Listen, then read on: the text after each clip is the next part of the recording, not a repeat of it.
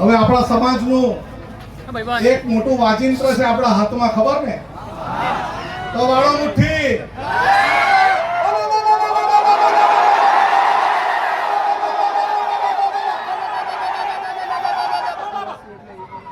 આપણે આદિવાસી સમાજ એટલે એક એવો સમાજ આ દુનિયામાં છે એ કોઈના બાપથી ડરતો બી નથી અને છૂટતો બી નથી. એ આ ચેતરભાઈએ સાબિત કરી દીધું છે. આ ચોર, લુચ્ચા, બેરા, મૂંગા, ભાજપિયા એને કહી દે ચેતર વસાવા એકલો નથી, આ કરોડો આદિવાસી એની સાથે છે. અરે અમને અહીંથી આદેશ આપવામાં આવે ચેતરભાઈ ચોક જેલમાંથી કે જેલ ભરો આંદોલન કરવાનું છે, આપણે જેલ ભરો આંદોલન કરવાનું છે. અરે ગુજરાતમાં એવી કોઈ જેલ નહીં મળે જે 1 કરોડ આદિવાસીને જેલમાં મૂકી હતી. અને અમારે પોલીસને કહેવાનું છે, આદિવાસી સમાજને બાજી મૂળિયા ગણવાનું બંધ કર. આ આદિવાસી સમાજ આ દુનિયાનો વાઘ છે અને વાઘ રહેશે. હવે પછી છે ને લાફાવાળી કરવાની જરૂર નથી. અરે ભગાવો વાળું કરવાનું શરૂઆત કરવાનું છે. મારા ગામમાં ભાજપીઓ નહીં જોઈએ, ચાલો ભગો.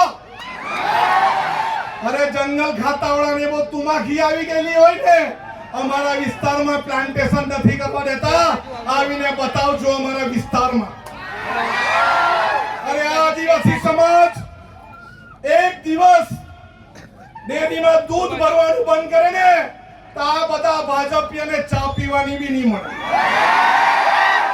અરે આદિવાસી સમાજ પોતાના વિસ્તારમાં પડેલું વરસાદનું પાણી રોકી દે ને તો ધોવાના બી ફાફા થઈ જાય. આપણે એક રહેવાનું છે. પાર્ટી પક્ષમાં જ્ઞાતિના ફાટામાં ફટવાનું નથી, બટવાનું નથી, વેચાવાનું નથી. આપણે બોર્ડર લેસ બનવાનું છે. દરેક ભારતીય આદિવાસી એક થવાનું છે. મારો વિસ્તાર તારો વિસ્તાર નહીં. જ્યાં પણ કોઈને તકલીફ પડે, મહારાષ્ટ્રમાં લકીભાઈને તકલીફ પડે તો આપણે સૌએ ત્યાં જઈને એને સહકાર આપવાનો.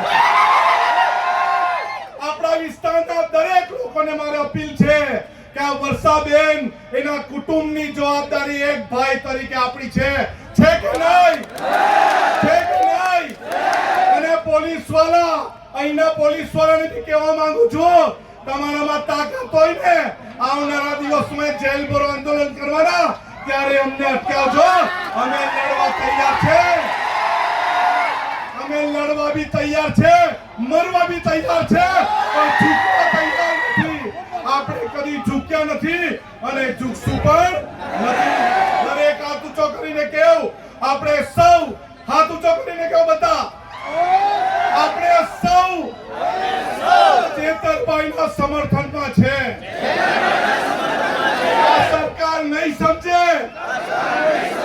આવનારા દિવસમાં જેલ ભરો આંદોલન કરીશું અને કરીશું. સૌનો આભાર. સૌને જય જોહાર. જય જોહાર.